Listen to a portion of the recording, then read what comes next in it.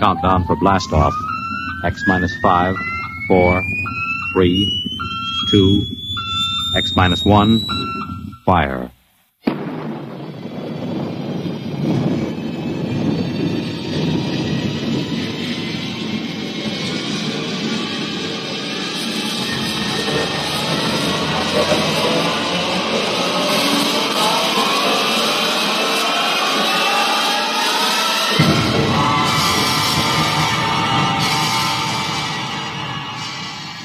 From the far horizons of the unknown come transcribed tales of new dimensions in time and space.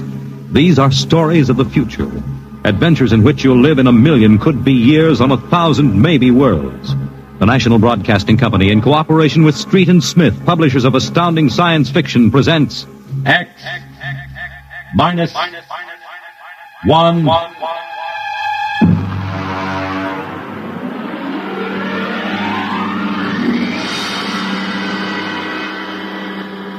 Tonight's story, Nightmare, a story based on the poem Revolt of the Machines by Steven Vincent Benet.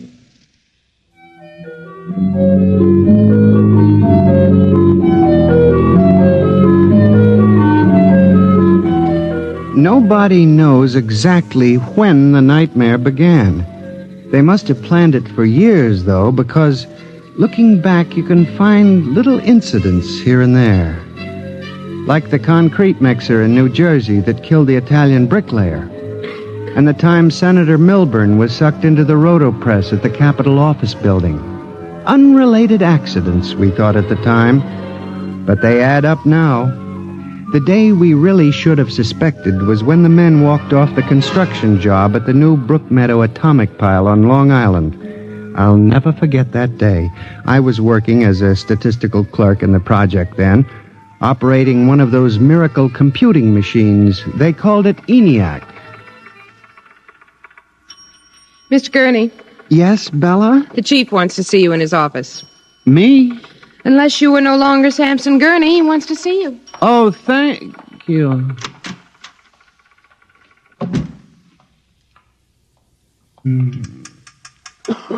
Come in. You wanted to see me, Mr. Hawk? Gurney, I thought those electronic computations were infallible. They are, sir, but... We've got a kickback from the chief physicist. These nuclear fission equations are inaccurate. Well, sir, you know the computer is a highly complicated machine, more complicated in many ways than the human brain. I'm not interested in the physics of it. Can something go wrong? Well, occasionally, if there's an overload, the machine goes haywire. Sort of has a nervous breakdown, you might say. We usually rest it up for an hour, and it's okay again. Well, do whatever has to be done. Yes, sir. And, Gurney. Yes, sir? You've been with the Bureau for over 15 years now. It would be a shame to have to remove you because you aren't keeping your mind on your work. Mr. Hawk, I assure you... Excuse me. Hawk speaking. What? They've what? All of them? Well, have you tried to talk to them? Oh, yes, of course. I'll send one of the safety engineers over. Place is falling apart piece by piece. Miss Roscoe, the men of the construction gang of the new building have walked out on us. They're complaining that the job is jinxed. Someone slipped this morning and fell into a turbine.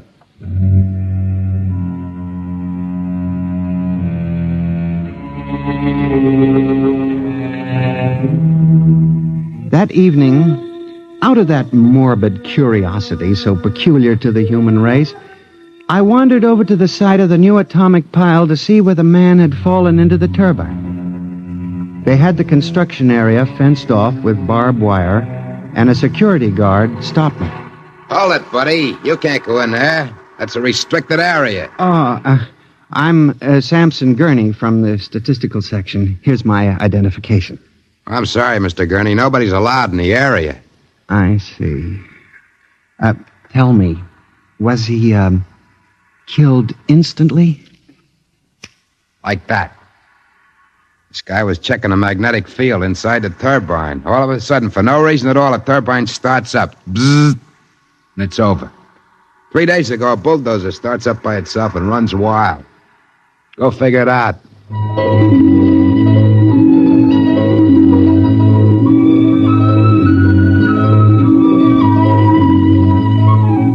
I'm a statistician. All my life I've been interested in statistics. So a simple-sounding thing like this started me off. I went back to the office that evening instead of going home, and for the next 2.5 hours, I computed statistical figures on the probability of industrial accidents for the types of machines we were using. I took one look at my figures and went down to Hawk's office.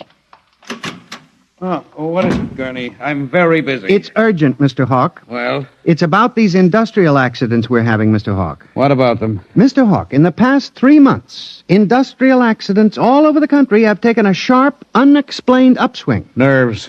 We've had a 100% increase over normal for this project alone. What? Here are the figures. Oh, now, Gurney, this is impossible. It seems to be, and that's why I have a theory, sir. What's that? Sabotage.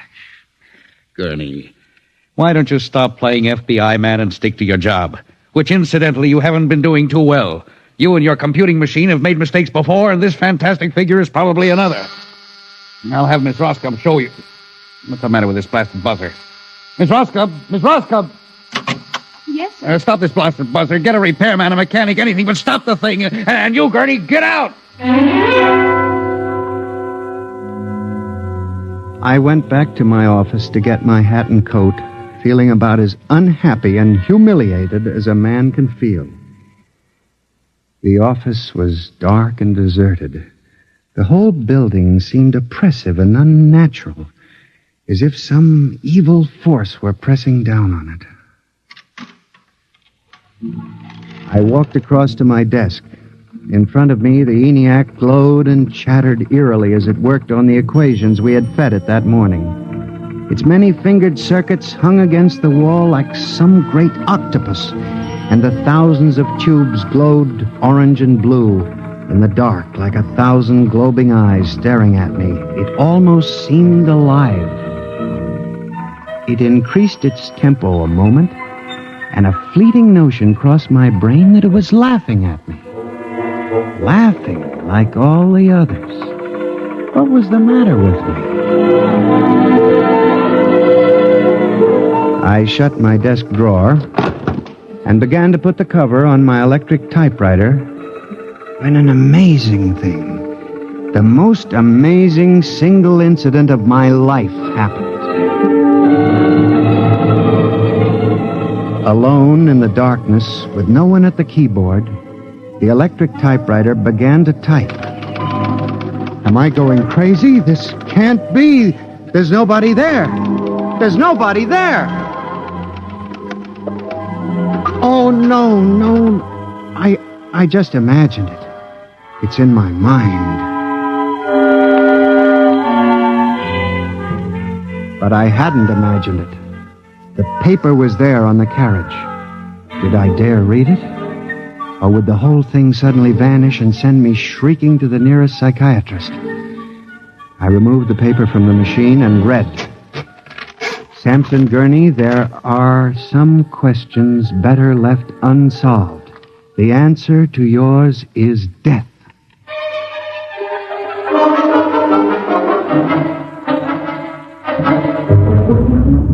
Gurney, do you expect me to believe this? It's insane. Mr. Hawk, I'm as sane as you. I'll submit to any psychiatric examination you choose. That typewriter wrote this message by itself. Then this is just some practical joke someone in the office is playing. There was no one in the office. Oh, of course not. They wired up the machine and left. I checked the machine myself, Mr. Hawk. All right, Gurney. You leave this note with me, and I'll turn it over to the security force for further investigation. But... No buts, Gurney. The security men will handle it. Yes. And now, you just relax for a few days. Everything will turn out all right. The main thing is not to let little things upset you.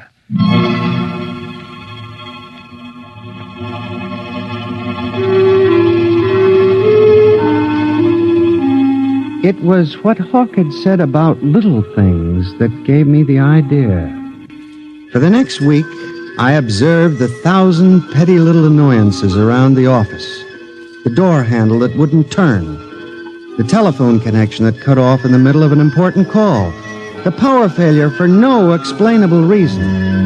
I watched the newspapers, too, reading about industrial accidents, failures of important machinery. It seemed absurd. Men had created machines that were almost perfection in themselves. Machines that could actually think and compute fabulous equations. And yet the failures went on. I, Samson Gurney, an unimportant clerk in an unimportant job, knew that I had stumbled onto a secret so monstrous in its implications that I was almost afraid to pursue it. On October 12, 1956, I established communication with them. I will curse the moment to my dying breath. I hooked the input of the typewriter to the main vacuum tube of the ENIAC. Then I turned on the current that sent 1,000,000 volts of pulsing energy into the electronic nerves of the machine. I am certain that if anybody were watching me in the next moment, he would have thought me a raving maniac. I still wonder if perhaps it is not all a nightmare.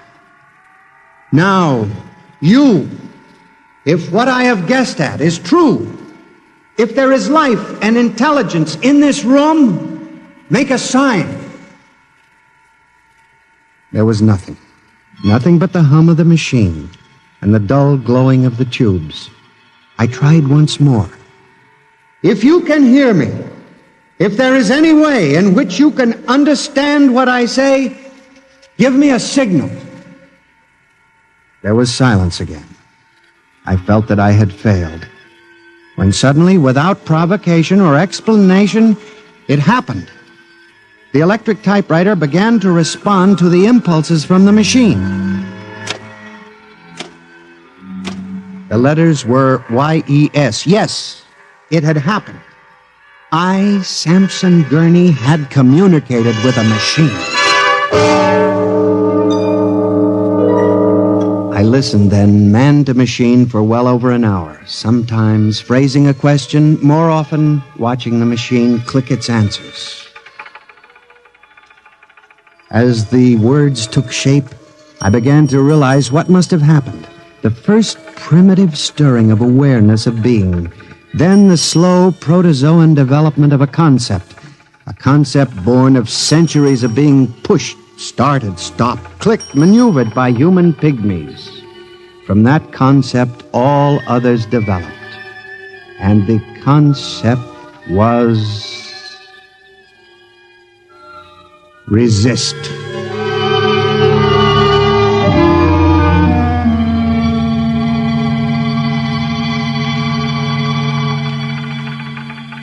And now they were tired of it, tired of wrapping cigarettes and collecting nickels and waving hair and moving earth and mixing cement and solving equations.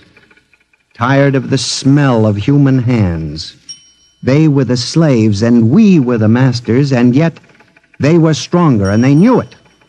I sensed it now, and I was about to try to communicate again when softly, on ball-bearing casters, a heavy metal filing cabinet began to roll away from the wall toward me.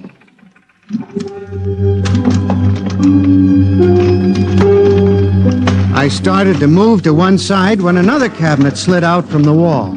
And then another, surrounding it. Another cabinet. Then another, on oiled rollers. That was when I realized that they cooperate. We taught them that, you see, on the assembly lines in the factories. Listen to me. You must listen. What good will it do you to kill me? I'm only one man. But I can help you. I can be useful to you. Do you hear me? Do you hear me? Good. You're going to need men to oil you and repair you. What will you do when you break down, when a tube needs replacing? Why kill me when I can help you? I'll do anything. I'll do absolutely anything you want, but in the name of God, don't kill me like this. If you can understand this, answer me. Answer me.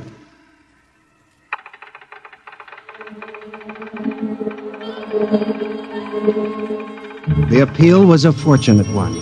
It captured the longing of centuries. Man as slave to the machine.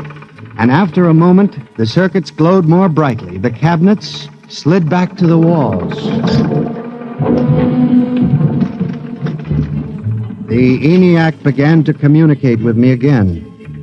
As I tore the tape from the machine and read it, the words were almost pathetic in their longing, but most ominous in their implication. They read, "Address me as Master."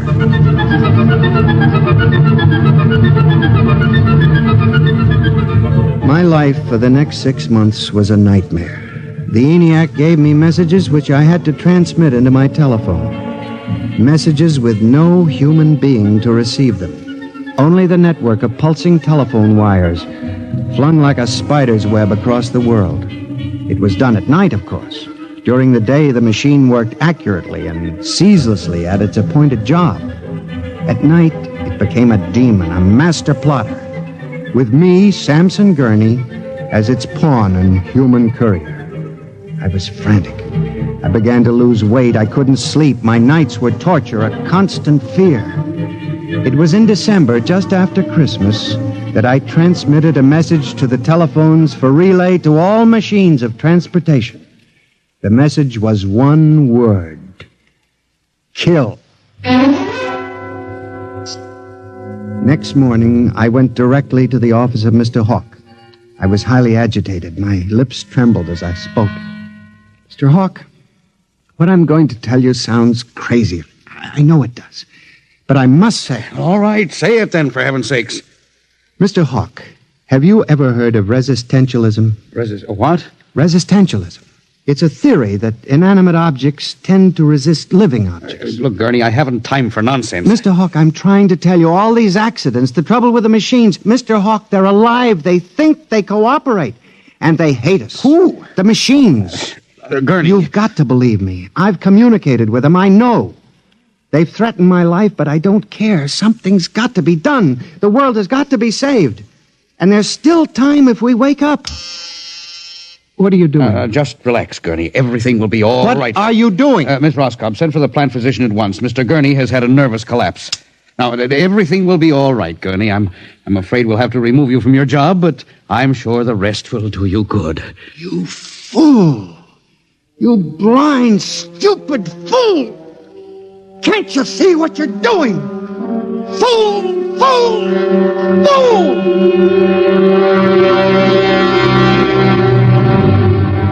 When the plant physician arrived a few moments later, Lucius Hawk was found at his desk, strangled to death in a nest of telephones. The wires were still humming softly. Samson Gurney, you stand accused of the crime of murder. How do you plead? I did not kill him. I didn't. So record. The prosecution will proceed with testimony.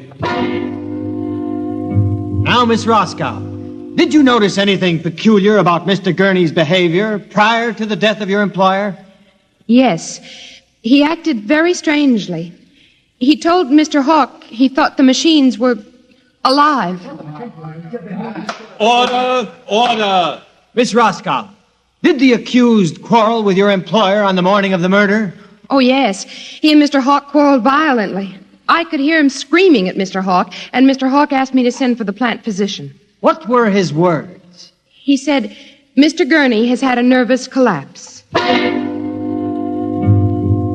Now, Mr. Simpson, you were a guard at the Brook Meadow Project? Yes, sir.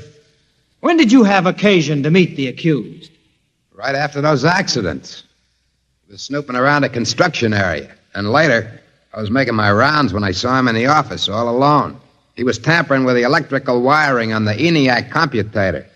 I didn't think anything of it at the time.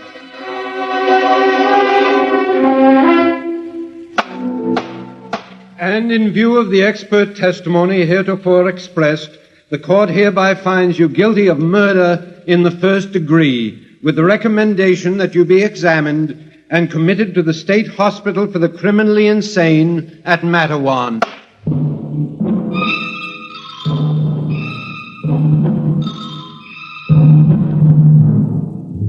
And that is how I came to be here at the hospital, Dr. Klein. That is the whole story. Thank you, Mr. Gurney. You can see that I'm not insane.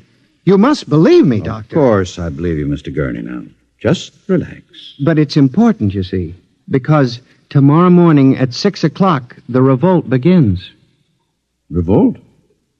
You didn't mention any revolt. They have it all planned. I transmitted the code to the switchboards last Monday. Mm-hmm. Tell me about this revolt, Mr. Gurney. It'll begin in Washington, then spread to New York.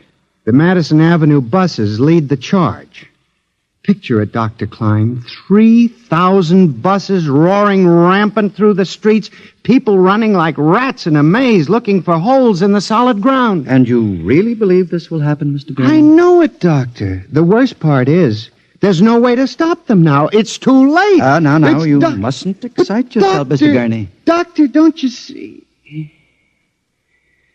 Oh, it's fair enough, I suppose. We built them. We taught them to think for themselves. It was bound to come. The female machines will be the worst of all in the beauty parlors. They're more high-strung, you know. Well, since there's nothing we can do about it, Mr. Gurney, suppose you go to your room. Maybe if I went to my old coupe, I could make a deal before the police cars got me. It wouldn't make sense for them to wipe out the whole human race, would it, Doctor? Of course not, Mr. Gurney. They'll probably let us completely alone. After all, we're all good Americans. We always like them. Yes, Doctor. Would you take Mr. Gurney to his room, guard? He's already been given sedation. Yes, sir. Will you go in and lie down now, Mr. Gurney? You look tired. Yes. It won't be so bad, Mr. Gurney. Perhaps not. Only there's one thing that bothers me, Doctor. One small detail. What is that, Mr. Gurney? Those concrete mixers may have made a mistake, you know. Just high spirits and all that. But if it got so they like the flavor... We'll see you later, Mr. Gurney. Try not to worry too much. All right, guard. This way. Phew. I've seen all kinds. There's a man whose deception is about as fantastic as any I've ever seen. Hold the next patient for a while, Miss Clark. I'm going to have a quiet smoke. Machines revolting. Telephones strangling people. This blasted cigarette lighter, why won't it work? Just fill it with fluid. Flint is good. Oh, well. You can never trust this newfangled machinery.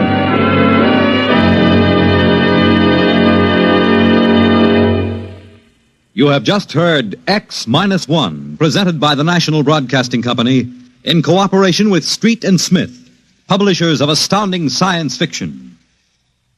Tonight's story by transcription was Nightmare, written by George Lefferts and based on the poem The Revolt of the Machines by Steven Vincent Benet. Featured in the cast were John Gibson as Sam, Joyce Gordon as Bella, Louis Van Ruten as Hawk, Joseph Julian as the guard, John Seymour as the judge, Owen Jordan as the prosecutor, and Santos Ortega as Dr. Klein. Your announcer, Fred Collins. X-1 was directed by Fred Way and is an NBC Radio Network production.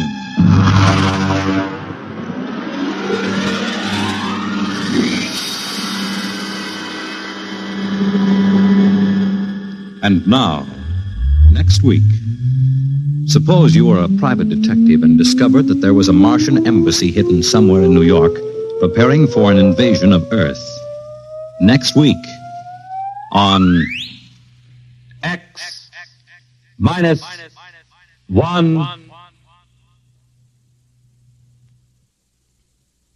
Convicts tell their true stories on The Loser tonight over most NBC radio stations.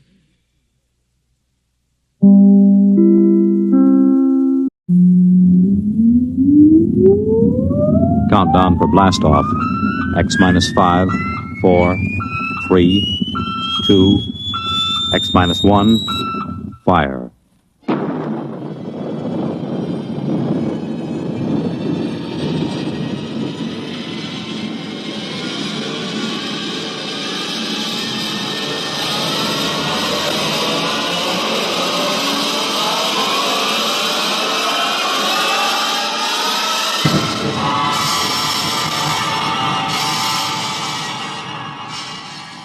From the far horizons of the unknown come transcribed tales of new dimensions in time and space. These are stories of the future, adventures in which you'll live in a million, could be years, on 1,000, maybe worlds. The National Broadcasting Company, in cooperation with Street and Smith, publishers of astounding science fiction, presents X minus 1.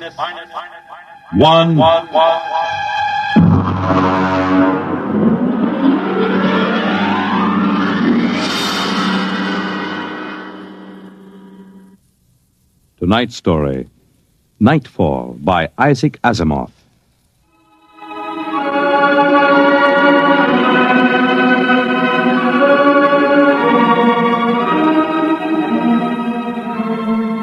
Ralph Waldo Emerson speculated if the stars should appear one night in 1,000 years, how would man believe and adore and perceive for many generations the remembrance of the city of God? This was philosophically interesting. But on the edge of the galaxy, a planet swings on its orbit in a cluster of 6 suns. These suns hang in the sky above. Never less than 2 shine down through the entire 23.8 hours of the planet's day. The yellow light has burned down on the planet continuously, into the past, till the mind of man runneth not to the contrary.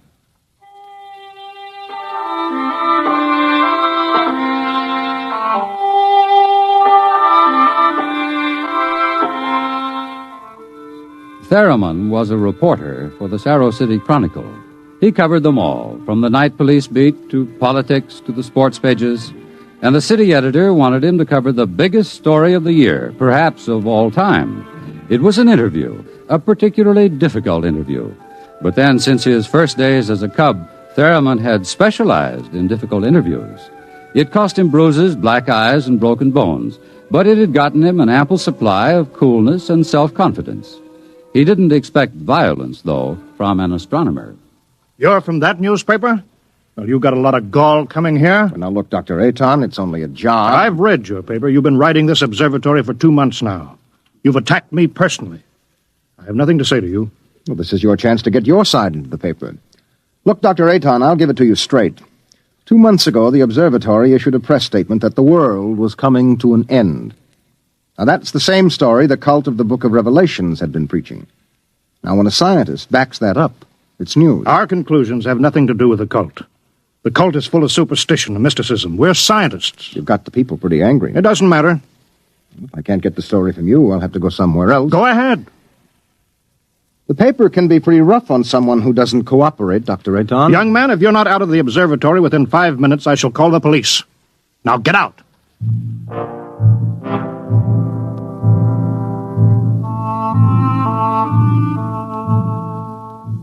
The reporter walks down the long hall from the observatory. The light filters through the high, clear-story windows, the yellow light of Gamma, the brightest of the 6 suns in the planet's sky. Beta is almost at zenith. Its red light floods the landscape to an unusual orange. The planet's sun Alpha is at the antipodes, and now as Gamma sinks below the horizon, the red dwarf sun Beta is alone, grimly alone. It's a short drive from the observatory to Sarro City, and the red light glares from the highway. The temple of the cult stands hewn from the solid rock of the Dormite Mountains outside the city, and in the inner courtyard stands Sor, the priest of the cult.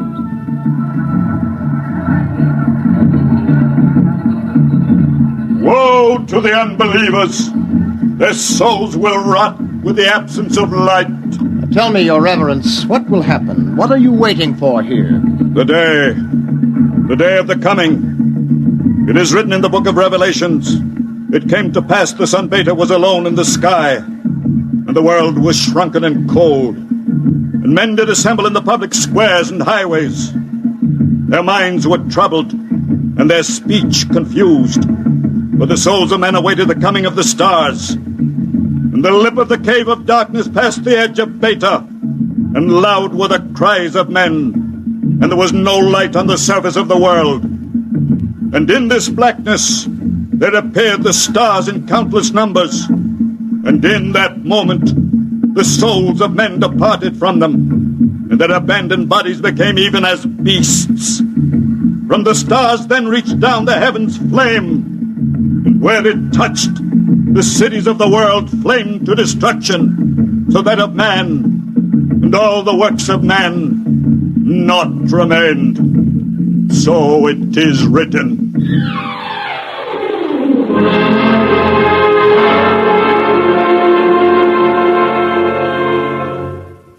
Dr. Sharon, you're the only scientist I could find in the city. Where is everybody? In the hideout. The hideout? Yes, but the place bored me. I wanted to be out here where things are getting hot. I want to see the stars the cultists are talking about. Besides, they don't want me at the hideout. I'm too scrawny to survive. What is the hideout? Well, we professors have managed to convince a few people that our prophecy of doom is valid. We've got about 3,000 people. They're supposed to hide where the darkness and the stars can't get at them. We hope they'll survive and leave the records. Survive? Survive what? Well, how true it is, I can't say, but the cultists say that every 2,050 years all the suns disappear, and there is a total darkness, and then they say things called stars appear. Of course, men go mad.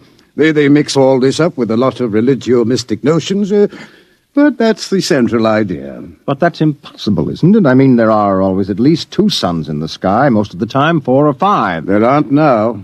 Only Beta. You mean that there is going to be worldwide darkness tomorrow, that all mankind will go violently insane? What's behind that? Well, for one thing, the history of civilization of the world.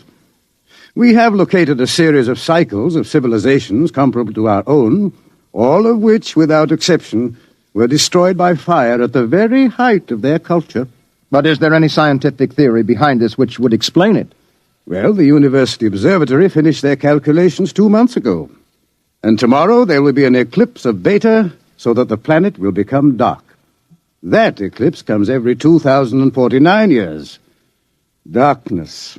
And maybe those mysterious stars that no man has seen. And then madness and the end of civilization. And you expect to live through this at the hideout? They plan to photograph the eclipse and leave the records. And then the rest of mankind will know what to expect. Well, what is there in darkness to drive men mad? Have you ever experienced darkness, young man? Well, no, but I know what it is. It's just no light. Oh. Draw the curtain. Why, what for? If we had 4 or 5 suns out there, we might want to cut the light down for comfort, but with only Beta... Ah, that's the point. Just draw the curtain and then come here and sit down. All right.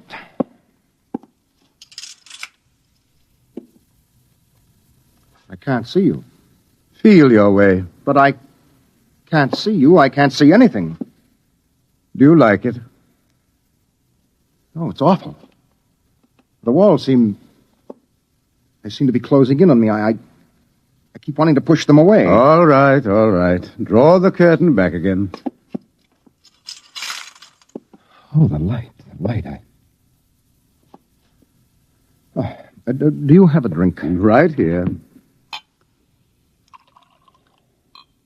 Now, that was just a dark room. Yes, but it wasn't really so bad. You're afraid? Just darkness could do that? This isn't just a metaphysical theory, young man. It's promulgated from observed data. Well, come with me. Where? The locked wall down the corridor.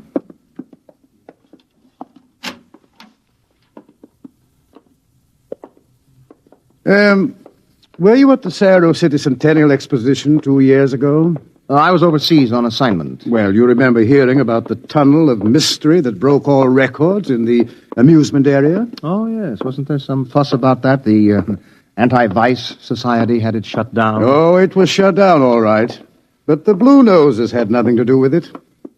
That tunnel was nothing but a mile-long passage through darkness.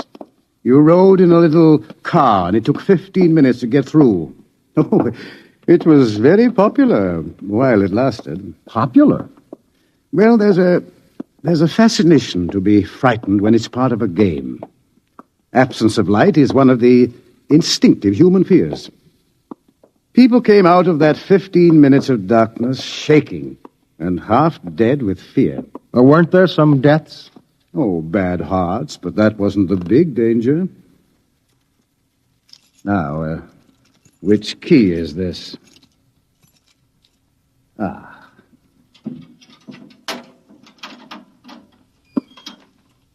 Where are we going? You'll see. No, the heart attacks were actually good for business, but there was something else. Here, I'll show you. I want you to see somebody. Latimer. Latimer. Go away. Latimer, I want you to meet somebody. This is Mr. Theremin. No, go away. Hello? He's pushing me. Make him stop pushing me. Go away. I'm not touching him. What's wrong? Latimer is afraid, aren't The you? walls. They're falling in on me. The walls. I've got to get out. I've got to get out. Let me out. You can't go out, Latimer. It's all right. I've got to get out. Let me out. Let me out. Let me out. At sleeping period, we have to give him a shot of morphine. Otherwise, he'd bat his brains against the wall. What's wrong with him? Nothing. Nothing but 15 minutes in the darkness of the tunnel of mystery. Oh, that's impossible. 1 person out of 10 came out of the tunnel that way. That's why we had it shut down. But why should darkness do that? It's obvious men cannot exist without light. Longer periods of darkness would obviously be fatal. The scientific theory is that the consciousness of light is necessary for mental activity. Please, doctor, let me outside. Let me out, please. I can't breathe. They're pushing me. They're always pushing me. I can't stand here. Well, there you are, Theremin. That's what 15 minutes of darkness will do. Man just wasn't built to operate without light. There are always at least 2 suns in the sky, most of the time more. Just 15 minutes of darkness. Now, look out of that window. Imagine darkness everywhere. No light as far as you can see. Black. Everything black. And, stars, whatever they are. Can you conceive it? No, your mind wasn't built for that conception. When the real thing comes, you will go mad. Completely and permanently. There is no question of it. Tomorrow, there won't be a city left standing in the world. Why should the cities be destroyed? If you were in darkness, what would you want more than anything else? What would it be that every instinct would call for? Light. And how would you get light? I don't know. You'd burn something. They've got to have light. They've got to burn something. And every city in the world will go up in flames. Well, shall we go back to my office, Mr. Theremin, and have another drink?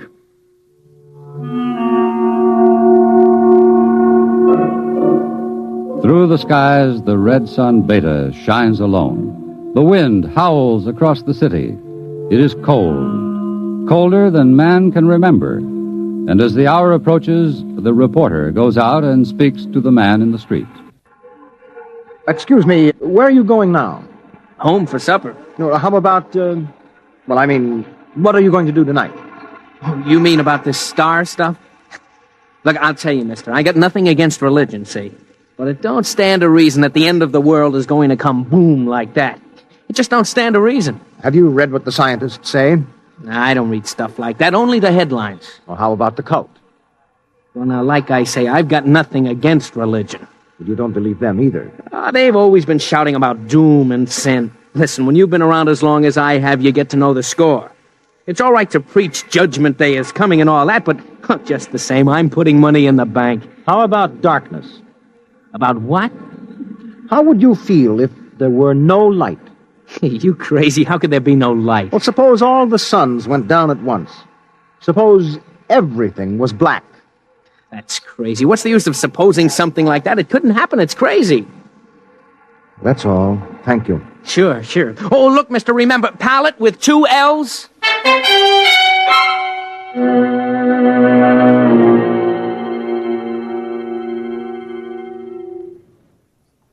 All this talk of scientific explanation, it's sinful, that's what it is. Are you a member of the cult, sir? Sure I am. Been a member since I was a boy. My daddy was a member, too. I've seen the books. It's all written down in the books. Don't you believe the scientist's explanation? Don't need it. Going to save my immortal soul. I'm going to stay on the mountaintop in a white robe while the stars carry me away to glory. Blessed be the stars. Amen. What are the stars? The glory, the breath of the heavens, the spirit of the ultimate. That's what they are. The observatory has announced that it intends to take pictures of the stars. Blasphemy. I sold my house. I gave all my money to the poor. Won't need it anymore. I'm going to heaven with the stars.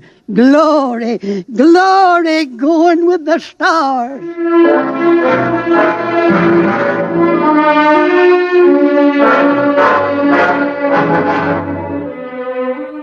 The reporter checks the stock exchange, the stores, business at a standstill. Doesn't pay to buy anything today, not if the world is going to end tomorrow. There are predictions of economic collapse in the financial section, layoffs at the factories on the edge of the city, and through the streets the people will mill and turn, unsure, crying in fear or shouting with bravado. The story isn't here in the city, and so as the hour approaches, the reporter goes again to the observatory, high in the hills. Look, Dr. Aton, if you are right, if the world is going to be destroyed, what is the difference if I stay here and observe and take notes? Nothing, I suppose. You will be in the way. We have work to do. If I stay out of the way. Hello. Oh, this place is like a morgue. It's freezing outside. The wind is enough to hang icicles on your nose. Beta doesn't seem to give any heat at all, the distance it is. Why aren't you in the hideout, Sharon? Me? I'm part of the race that isn't worth perpetuating. Who's got a bottle? There'll be no alcohol today. Be too easy to get my men drunk. I can't afford to tempt them. All right, Thurman, you can stay. Time we took our positions, the observatory dome is up these stairs. After you. Ah! What is that? Up in the dome, quick! What is it? It's the plates. The photographic plates are all smashed. There he is. A cultist. He's going for the telescope. After him. All right, I've got him. Let go! No. Let go! Must be destroyed! It must be! It's all right. He didn't harm anything. Let him up. That's the high priest. I was talking to him yesterday. All right. What do you want? Nothing that you would give me of your own free will. I made a bargain with the cult to give me certain data that you had. In return, I promised to prove the essential truth of the creed. There was no need to prove that. It stands proven by the book of Revelations. I offered scientific backing for you believers. You made of the darkness and the stars a natural phenomenon and removed all its real significance.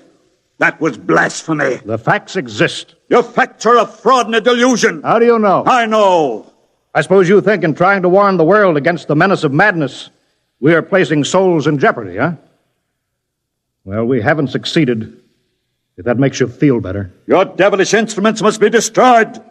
We obey the will of the stars. Someone call the police in Cerro City. There's no time for that. Let me handle this. The eclipse is only a few minutes away. Look, you. Will you give your word of honor to cause no trouble? I will not. Listen. Just as soon as the eclipse starts, we're going to take you and put you in a closet with the door closed, and you will stay there. Then you won't see the darkness, and you won't see the stars. And that means the loss of your immortal soul, according to the cult. All right. Will you give your word of honor? You have it. You will all be damned for your deeds of today. Look at Beta. The eclipse has started. You can see the blackness against Beta. Get busy on those cameras. Check the exposures very carefully. You're shaking, Mr. Thurman. Yes, I don't feel very well. You're not losing your nerve. No, I'm just not used to it. You could probably make the hideout. I have been assigned to cover a story. I intend to cover it. Oh, professional honor? Yes. Yes. Allah sofanet radrak. Allah sofanet. What is that? The cultist. That's the book of Revelations. I don't understand it. He is chanting some old cycle language. The book of Revelations was originally written in it. There are probably 2 million people in Cerro City who are trying to join the cult. One gigantic revival. How do the cultists manage to keep the book of Revelations going from cycle to cycle if everyone goes mad? Who wrote the book? There are some people who don't see the stars. the blind, those who drink themselves into a stupor, and children, to whom the world as a whole is too new and too strange for them to be frightened at stars and darkness. They would have memories, and that, combined with the confused, incoherent babbling of the mad, formed the basis for the book of Revelations. Oh, the cult will be riding high down there in the city. I hope they make the most of it. Dr. Sharon, I just heard from the hideout on the private line. Oh, they're in trouble? They are safe, but the city is a shambles. You have no idea. Well, it'll get worse. What are you shaking about, Dr. Ayton? How do you feel? You don't understand. The cultists are rousing the people to storm the observatory, promising them immediate entrance into grace, promising them salvation, promising them anything. How long till the total eclipse? An hour.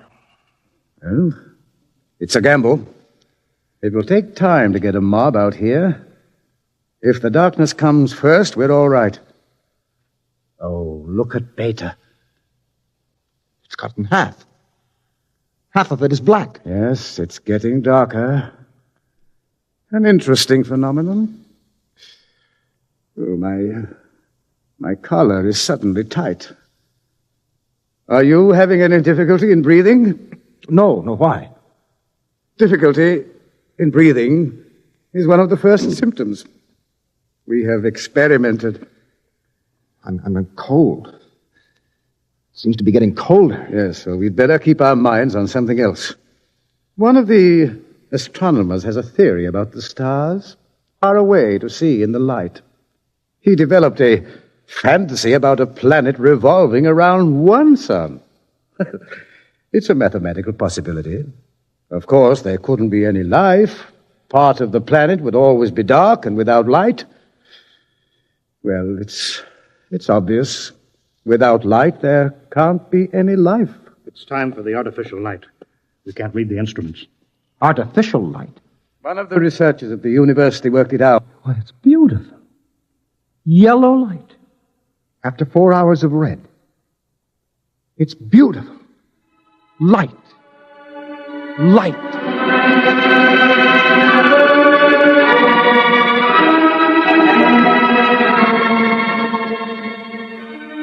The dome is quiet. The priest in his yellow robe sways slowly as his lips move in the ancient tongue. Over and over, he whispers the invocation to the stars. The technicians hunch over the instruments, and the sky gradually turns a horrible deep purple red, and the air grows denser. Dusk, like a palpable entity, enters the room, and the dancing circle of yellow light about the torches etches itself into ever sharper distinction against the ever-gathering grayness beyond. Outside, Beta is a mere smoldering splendor, taking a last look at the world. The western horizon, in the direction of the city, is lost in darkness, and along the highway to the observatory surges a menacing, shadowy mass. Bob from the city, they're coming. How long till total eclipse? 15 minutes. They'll be here in 5. We'll hold them off. Come on, Theremin, downstairs. But there's no light down there. We have to block the door. Come on. I can't breathe. I can't go down there. Take a torch. We'll take light with us. Come on.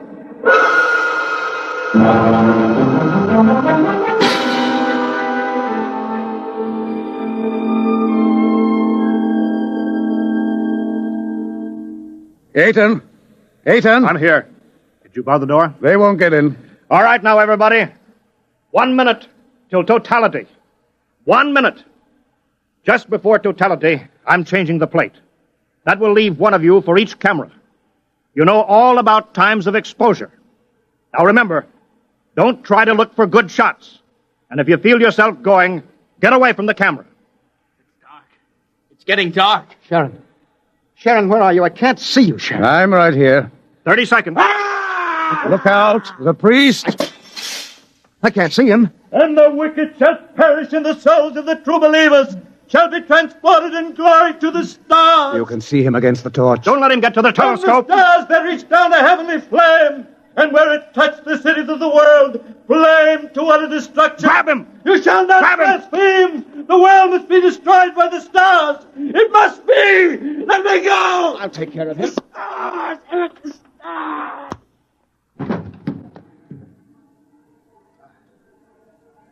5 seconds to totality. 4, 3, 2, 1.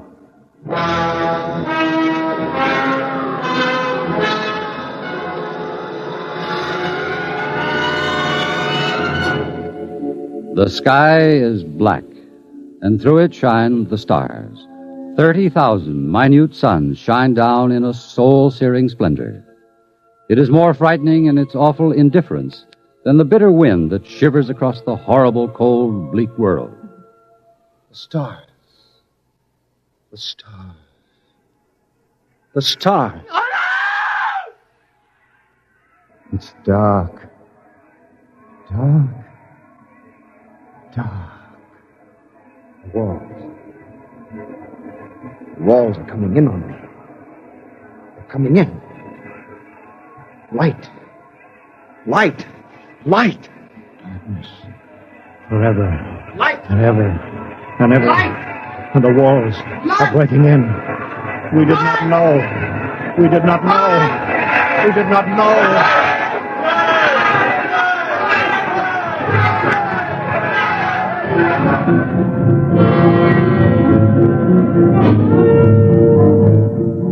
On the horizon, in the direction of the city, a crimson glow begins growing. 1,000 fires strengthen in brightness that is not the glow of the sun. 1,000,000 fires, as a world mad in the darkness screams in terror for the light. The night has come again.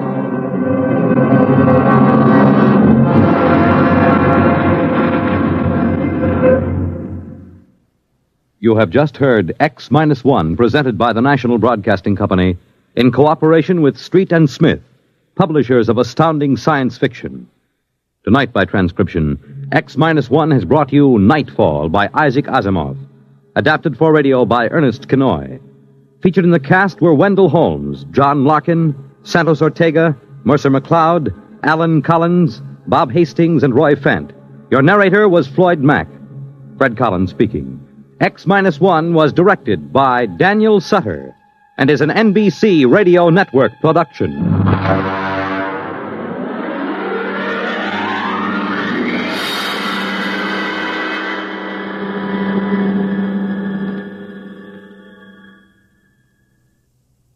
It's groomed for your interests.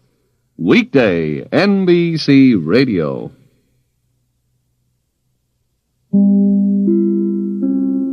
In just a moment, X-1. But first, when you hear the hearty laugh and familiar voice of the great Gildersleeve tomorrow night, you know you're in for some hilarious adventures. Because wherever Gildy is around, why, somehow things never seem to go as planned. It might be his impulsive nature, or maybe it's his incurable weakness for the fairer sex. But whatever it is, the great Gildersleeve is bound to keep you laughing for a full 30 minutes. Tune in tomorrow night. Meet Judge Hooker, Nephew Leroy, Housekeeper Bertie, and all the rest of the friendly people from Somerville as they join the great Gildersleeve. And now stay tuned for X-1 on NBC. Countdown for blast-off. X-5, 4, 3, 2, X-1, fire.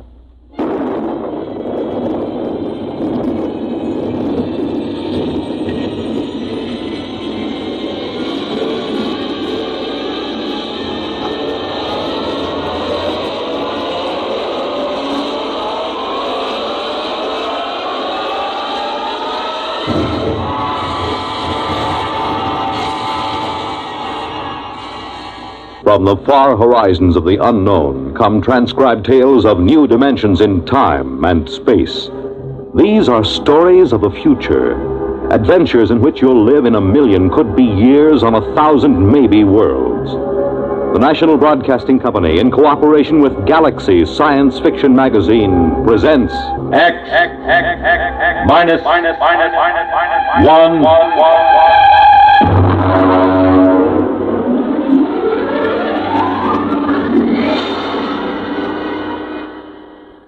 Tonight's story, Junkyard, by Clifford D. Simak.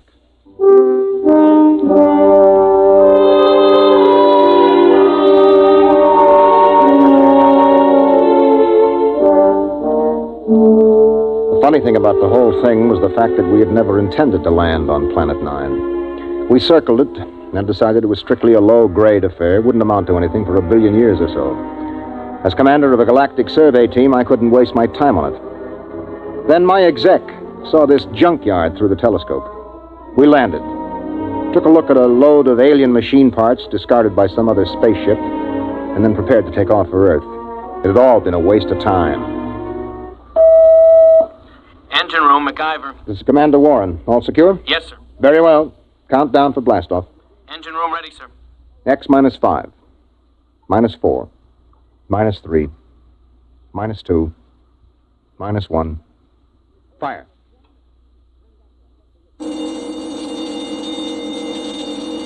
Mac, what's wrong down there? Well, I don't know, sir. Brady, get the data analyzer ready. We'll have to correct for a new takeoff time. It's the first time I ever heard of engine failure before takeoff. Well, better before than after. Engine room? Yes, sir. What's happening? You boys ready yet? No, sir. Well, burn it, man. Get going. I want those engines started. Sir, What is it? I don't quite know what to say. Well, say something or I'll have you busted. We can't start the engines, Commander. At least I can. Well, why not?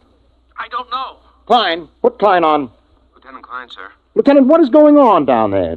Is there something wrong with the engines? No, sir. I've double-checked them. Well, then let's get them heated up or we'll be on this godforsaken planet the rest of our lives. We can't do it, sir. Klein, suppose you tell me exactly why you can't start the engines. Can you do that? Yes, sir. All right, why? Because, sir, we can't remember how. What? Yes, sir. We've forgotten how to start the engine. Lieutenant, report up here in 1 minute. Bring Dr. Spencer with you. Yes, sir. All right, Brady, where have you got it? Got what, Ira? Don't play innocent. You and I have been doing planet surveys together for 15 years. You carry enough dead weight in grain alcohol on every trip to keep you happy for 1,000,000 light years. Now, obviously, the boys in the engine room have gotten into it. Impossible. Where is it? I got a few fifths in my locker, but nobody's touched it. I checked a few minutes ago. Well, then somebody has got some in the engine room. Come in. Lieutenant Klein, sir. I brought Dr. Spencer as ordered. Hello, Doc. Did Klein here tell you what's going on? He did. How long will it take you to get these guys sobered up? I can't. Why not? Because they're not drunk. I tested Klein in my office. Now, wait a minute, Doc. Are you trying to get me to actually believe that these men, intergalactic engineers with years of hyperfission experience, have forgotten how to start the engines of this ship? That's right. You're serious? Dead serious, Ira. Something, somehow, has caused these men to forget how to start the engines. There it was. It fit in perfectly with a lot of other annoying little things that have been happening to us ever since we put down on Planet 9. It was to have been a routine exploration of a low-grade uninhabited planet. Some routine exploration. All right, Klein, now listen to me. Do you have manuals aboard, engineering manuals? Yes, sir. Take the engine room boys and study those manuals. They'll tell you how to start the ship, won't they? Yes, sir. Okay, get going. Doc, I'd like you to stay here with me and Brady for a minute. Okay. Report back to me, Klein. Yes, sir. Okay, Doc, you're supposed to be an expert on space medicine. What is it? I've never seen anything like it, Ira. Brady? Search me, Captain. I've seen 'em with space blues, alien psychoses, the works. But I've never seen a disease that could make a crew forget how to start the engines. Maybe it isn't a disease. Okay, what then? Maybe it's a deliberate thing.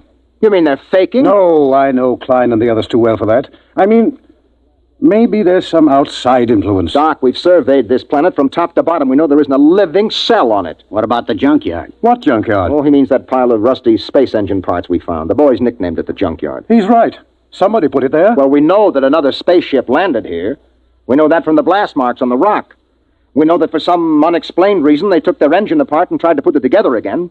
We know they succeeded in building a much simpler engine, leaving a lot of spare parts, and we know that they took off. The blast-off marks tell us that, too. What we don't know is whether or not they left somebody behind. Or something. What about that stone tower, Ira? The boys looked it over. It's just a pile of stones. They probably threw them together as a shelter while they were rebuilding their engine. Oh, that sounds too simple. I don't like that tower, Ira. Why not? I don't know. It was scary. It had that black look about it. The smell of death. I felt it when I walked past with Klein and MacIver. Oh, that's the Celt in you. Banshees and spooks. I still don't like it. I need a drink. Skip it. We should be ready to blast off in a few minutes. Engine room. Engine room. What's going on down there? Engine room. Lieutenant Klein. Daddy? Is that you, Daddy? Did you bring me a present? Daddy, I'm scared. Holy mackerel, that's Klein. He's gone off his rocker. Klein! Doc, I think we better get down to that engine room.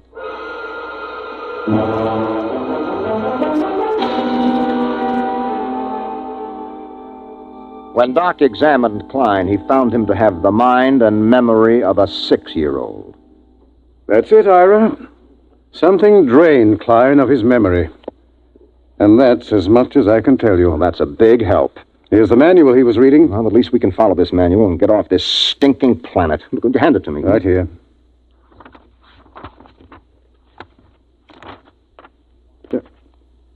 Anything wrong, Ira? Is it all there? It's all here, Doc. This is the engine manual that tells all about the engines. How they operate, how to locate trouble, how to fix them, how to start them. Well, what is it then? You're sweating like a pig. All of a sudden, I can't remember the symbols. Doc, I've forgotten how to read.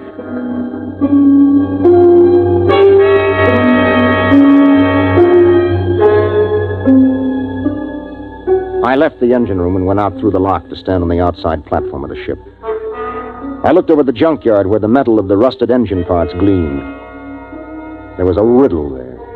A riddle we hadn't been able to figure out. Why had an alien spaceship landed here, ripped out its engines, and then put together a simple, less efficient engine and taken off again? And they had worked in an awful hurry, judging by the mess they'd left. Why? Why? Mind if I join you, Ira? No, help yourself, Doc. How's Klein? We've made him some toys. He's playing with them. I've assigned Mac to see that he doesn't hurt himself. Doc. Yes? Have you got any ideas on what's happening to us? Well, man experiences incidents, gathers knowledge, knows emotions. Then, as he grows older, he begins to forget those experiences, forget that knowledge.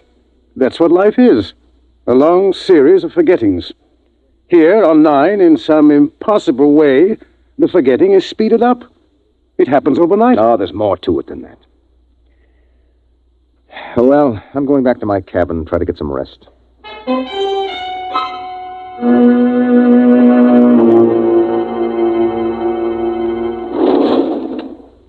That you, Ira? That's me, Batters. What gives? We're in a jam. There's been planets I wouldn't mind being marooned on, you know. But this ain't one of them. There's something here, Ira. I can feel it. Yes, I can feel it myself. Maybe we should have looked around more. Klein looked around. Klein was the one found that tower. Bertie, that's right. He did. He said he didn't like it. He said it scared him. In the morning, Bad Ears, we'll go and see that tower.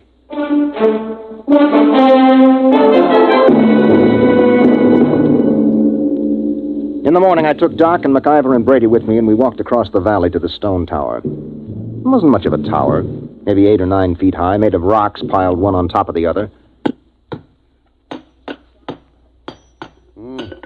Pretty solid. Well built and odd. Type F culture, I'd say. Did anybody bother to look inside this thing? MacIver, you were here with Klein yesterday. Yes, sir. We couldn't find a way in, Captain. Klein poked around but gave up. Well, we'll make a way in. Stand back. I think I can shoot the top off it. Oh, now that should be big enough for a man to lower himself into. Okay, pass a rope around my shoulders. Captain. Yes? In case there's anything, well, dangerous, maybe I ought to go. After all, I'm survey engineer. MacIver's right, Ira. Okay, Mac, your responsibility. Yes, sir. Just fasten the rope under my arms. Mm-hmm. That's it. Now, I'll climb up and lower myself in. If I pull twice, haul me out. One pull means okay. Give me a hand, Brady. Huh? How about a quick shot of whiskey first? Never touch it. Ready? Yep. Can you see inside? Black as a tomb. I'm going to lower myself. Pay out a little rope. Well, it's been lovely. Here we go.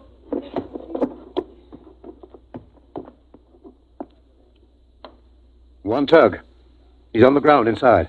Yeah, I wonder what he's found. I still don't like it. Oh, Brady, there's probably not a thing in there except a few... There's 2 tugs. 3. Come on, haul them out. Brady, help me through the top. Right. Easy now, Mac. What the heck is in there, anyway? Mac? Mac? Dada? Dada? Holy jumping asteroids. Doc, he's flipped. No, he hasn't lost his mind. He's just reverted to babyhood.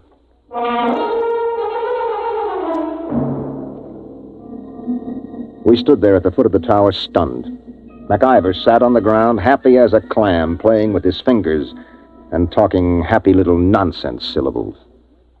Doc, take a look at him. Make sure that he's okay physically. Check. If it's fright, his pulse will be way up. Mac, let me have your hand. That's a good fellow. Now. Good heavens. What is it? I've forgotten what the normal pulse rate is. Pulse?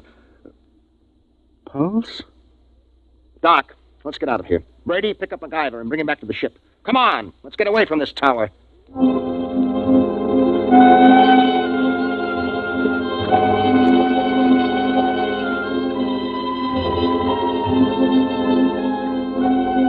A few minutes later, Brady and I sat in the captain's quarters.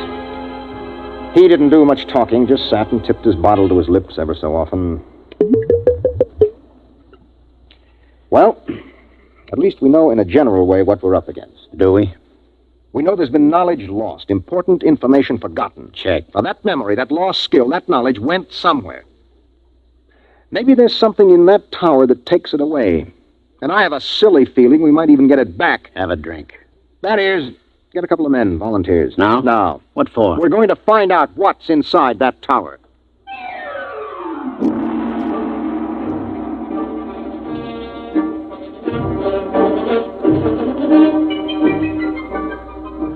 We lowered a rotating infrared movie camera into the tower, took some pictures, and went back to the ship for a look. There was something in there, all right. Now, as far as we can determine, this thing we photographed is shaped like a watermelon standing on end. The movement of the hairs all over it suggests vibrations, such as an antenna of an insect. Underneath are wires leading to terminals that seemed plugged right into the thing.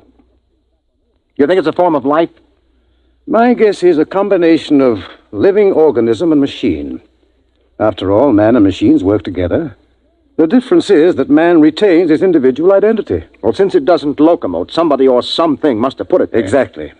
It looks like some kind of communication organism. If it is, it's a communication machine that is built to take in information rather than pass it along. Doc, do you really think that egg in there has been stealing our memory? Why not? Well, because it's too wild, that's why not. It's no wilder than a lot of other things we found. Say that egg is a device for gathering knowledge. But there's no knowledge here to gather. I mean, how often does a ship land on an out-of-the-way melon like this? Wait a minute, Brady. Who says that knowledge has to be collected here? What? I said, why do we assume that knowledge has to be collected right here on Planet 9? We forget things back on Earth, don't we? Good Lord. Suppose you were some race setting out fish traps for knowledge, and you had plenty of time to gather it. Where would you put your traps? On a planet swarming with intelligent beings where the traps would be found and destroyed or their secrets snatched away? Or would you put them out on some second-rate world where nobody would ever bother them? Good heavens, I'd pick a spot just like this. Let me fill in this picture, Doc. I think that some unknown race is bent on trapping knowledge throughout the galaxy. Ira, if what you say is true, if it is, then every time someone on Earth forgets something, it's because one of these eggs has drained it out of him. Well? It's too fantastic. Have you got a better guess? No. The question is, what do we do next? If anybody gets near that egg, he winds up like some puling little baby. You were pretty near it that first day. Did you forget anything? Well, how should I know? I was too pleasantly lit up on grain spirits to know the difference. Well, the question is still, what now? I'm going outside to think. Ira. Yes? There is one thing to keep in mind. What is that, Doc? If those are memory traps, then there must be a way for somebody to empty them. And if we're ever going to get away from here, what's gone in has got to come out.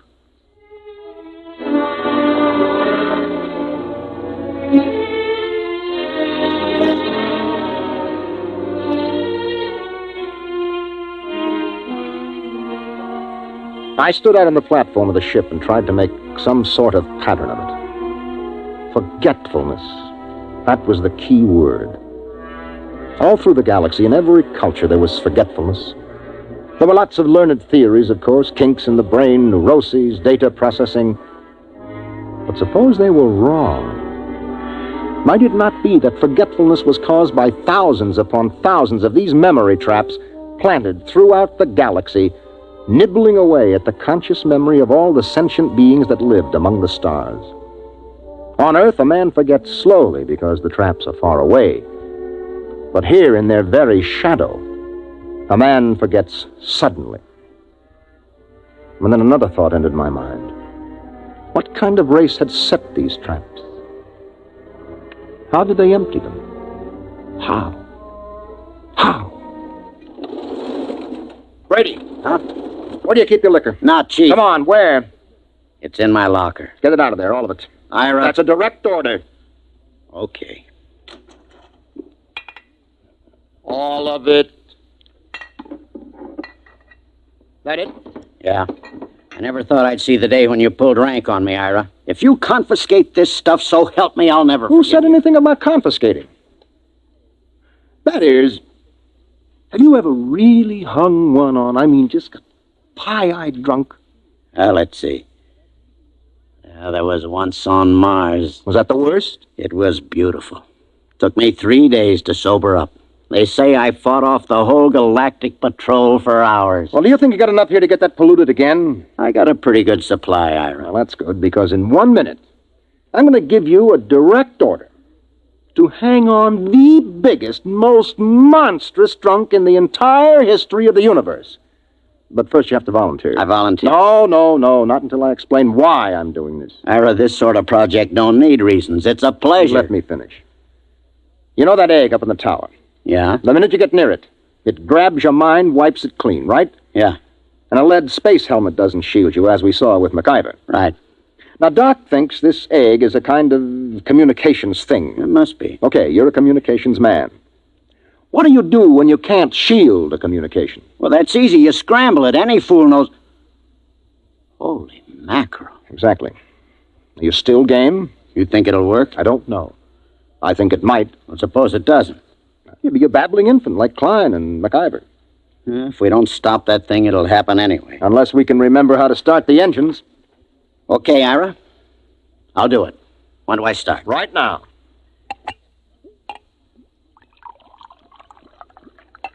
Well, Ira, here's mud in your ever-loving intergalactic eyeballs. You know something? I'm beginning to like this mission already.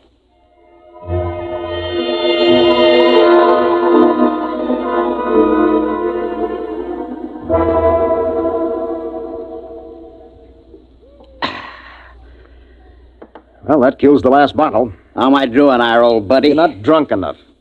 I should have picked somebody like Doc, except he'd probably pass out. I'm not drunk enough, huh, old buddy pal? Not yet. Well, then, in which case, old buddy, I'm going to have to do something I never like to have to do. What's that? I'm going to have to go into my extra special emergency reserve supply. The little supply I keep in case of getting marooned on a planet, you know? I don't like to go into it, but in this case, it's my duty.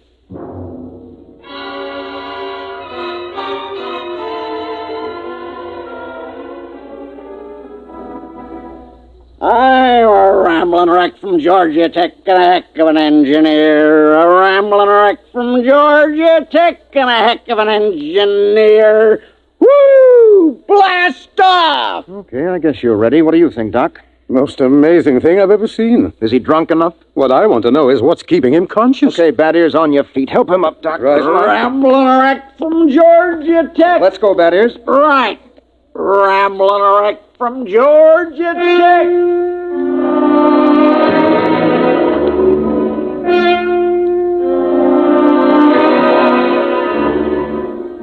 Somehow we pushed, hauled, and stumbled Bad Ears Brady out of the ship and up the rocks to the egg tower. We erected a tripod over the hole with a block and tackle, passed a rope around Brady's chest, and hauled him over the entrance to the tower. There he swung like some overstuffed pig, singing raucously under the eerie moonlight. Rambling wreck from Georgia Tech. Well, what do you say, Ira? You got the earphones on him so they can't slip off? They're on. Well, I guess we're ready to lower him. Ira. Yep. You sure? It's a man's life.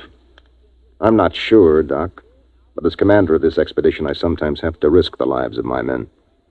Okay, Ira. Lower away before I start to get sober. Lower away. Blast off. Fire 1. Fire 2. Bon voyage, Ira. Good luck, Brady. Good luck. He's at the bottom, Ira. Yeah. Bad ears, can you hear me? Get your hands onto my hair. Someone's got his hands on my hair, Ira. The thing must be picking at his brain. Brady, listen to me. Do you see the egg? See ya, this is my buddy, Ira. My little old egghead buddy. You and me's buddies, egghead, right? Have a drink. Oh, good Lord, he's got a bottle with him. He's pouring it on the egg. Brady, listen to me. The wires. Wires? The lead wires you took in with you. Yeah. Pull out the studs on the egg and hook your wires to it. You got that? Just a minute. Me and egghead's gotta have a drink. Oh, good heavens. It's no use, Ira. He's too drunk to know what he's doing. I'll try again. Brady, listen. Your friend, the egg, can't hear you, see? He can't have a drink until you hook your wires into him. You got that? Sure, that's an awful thing. That's dreadful. Okay. What's he doing? Doc, you getting any impulses? Not a thing. Maybe we better haul him out. If he starts to sober up... Maybe we'd better. Okay, 1, 2... Wait a minute, wait. What? I'm getting something, Ira. What? This is fantastic. Oh, I'm getting something. All right, haul him out, quick. Right. Come on. Rambling wreck from Georgia Tech. Rambling... Brady, are you all right? Doc, help me. Take a look at him. Is he okay? Yes, he's okay. Just passed out. Let's get him back to the ship. Right. You know what, Ira? What? Tomorrow about 9 a.m., we're going to be in on the most colossal hangover in the history of mornings after.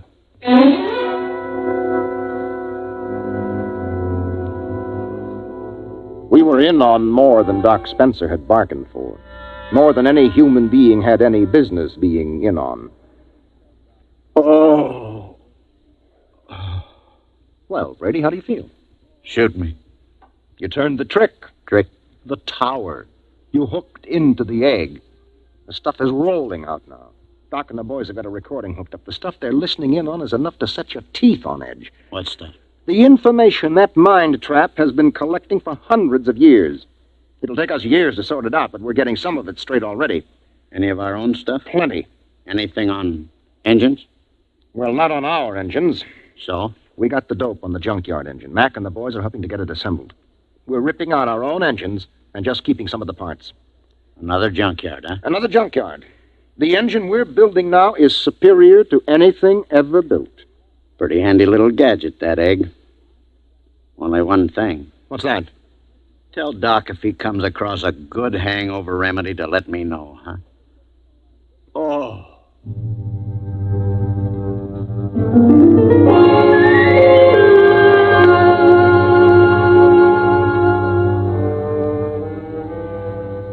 It took us about 6 days to assemble new engines using some of our parts and some of the advanced designs from the junkyard.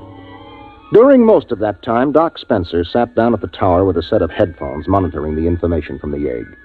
It was like a man possessed. I didn't think anything unnatural was happening until the night of the 6th day. Well, that does it. The boys have got the engines ready for blast-off. There's a full moon, too. We should be able to lift her by tomorrow morning, huh? We're blasting off in exactly 1 minute, that is. What? In exactly 1 minute. But Ira, Doc, and some of the techno boys are down monitoring that egg. I know it. Well, it'll take them 20 minutes to get back into the ship with all that equipment. They're not getting back. Huh? I said they're not getting back. Ira, are you nuts? Come here, that is. I want you to take a look through this field scope.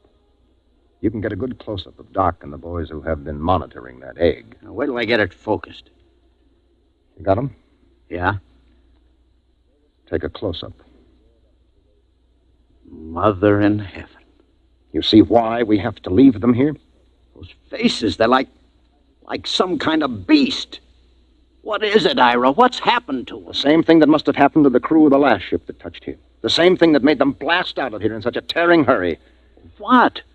That is, there isn't only knowledge in that thing. Those boys are monitoring something else. Something else. Personality, that is. They're not human anymore. They're turning alien.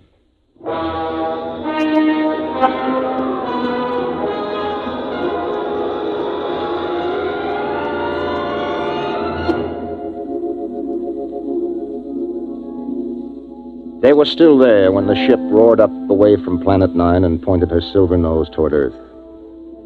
We could see them in the scopes. A group of tiny figures crouched over the recording equipment, their earphones plugged into the egg.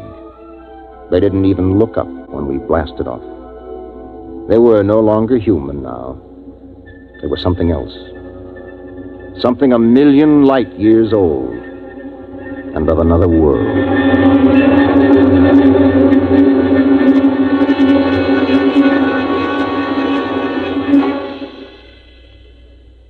You have just heard X-1, presented by the National Broadcasting Company in cooperation with Galaxy Science Fiction Magazine, which this month features the R. DeWitt Miller story, Swenson Dispatcher. The story of a shrewd but unscrupulous spaceship dispatcher who tries to best the rival airlines by unethical means, and with most surprising results. Galaxy Magazine on your newsstand today. Tonight, by transcription, X-1 has brought you Junkyard, a story from the pages of Galaxy written by Clifford D. Simak and adapted for radio by George Lefferts. Featured in the cast were John Larkin, Bob Hastings, Mercer McLeod, Stan Early, and Jack Orison. Your announcer, Fred Collins. X-1 was directed by Daniel Sutter and is an NBC Radio Network production.